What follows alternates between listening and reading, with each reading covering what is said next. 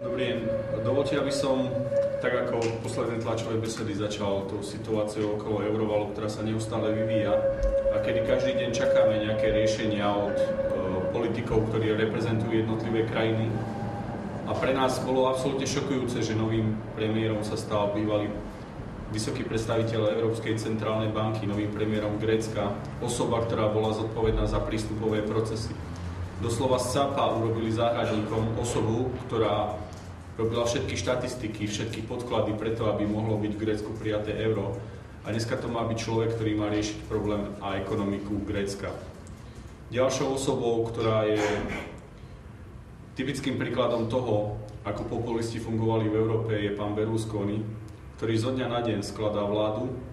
A pre nás títo ľudia sú jedným symbolom toho, symbolom ľudí, ktorí sa neštítili, tak ako Papandreou, navštevovať dennodenne Kadáfiho, komunikovať cez jeho nadácie, brať peniaze, neštítili sa akýchkoľvek úkonov, klamstiev, zavádzania svojho národa.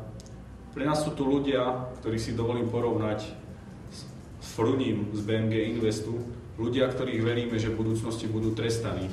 Ľudia, ktorí patria pred súdne tribunály a nie do tak významných funkcií a nie do takých pozícií, ako sú ďalej obsadzovaní.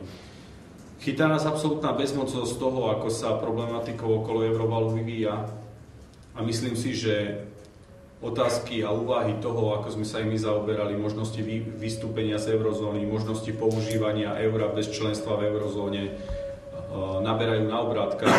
Sledujeme, ako jednotlivé bohaté krajiny uvažujú možno o svojom megaeure, o vývoji, ktorý sme my predpovedali, a je len pre mňa smutné, že Slovensko nie je pripravené reagovať na tieto situácie a Slovensko nemá jasnú koncepciu, ako ďalej. A zúfale je pre mňa to vidieť dosluhujúcu premiérku Radičovú, ktorá poskytuje rozhovory a zrazu objavuje Ameriku o jednotlivých riešeniach a tvári sa ako unavená politička. Pokiaľ je tak unavená, už by mala bezodkladne odozdať funkciu a nie túto krajinu viesť do záhuby. Chýbajú na koncepcie, chýbajú riešenia, máme vážnu obavu o celkový vývoj i v rámci smerovania eurozóny, Európskej únie.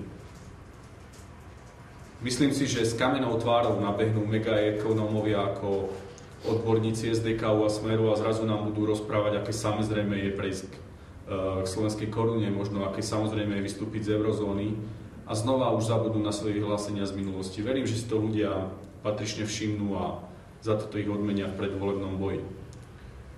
Takže zopakujem, že ľudia ako Papandreou, ľudia ako Berlusconi nepatria do štátnych funkcií, ale patria pred Medzinárodný súdny tribunál, ktorý verím, že v budúcnosti bude fungovať na tieto podvody v eurozóne.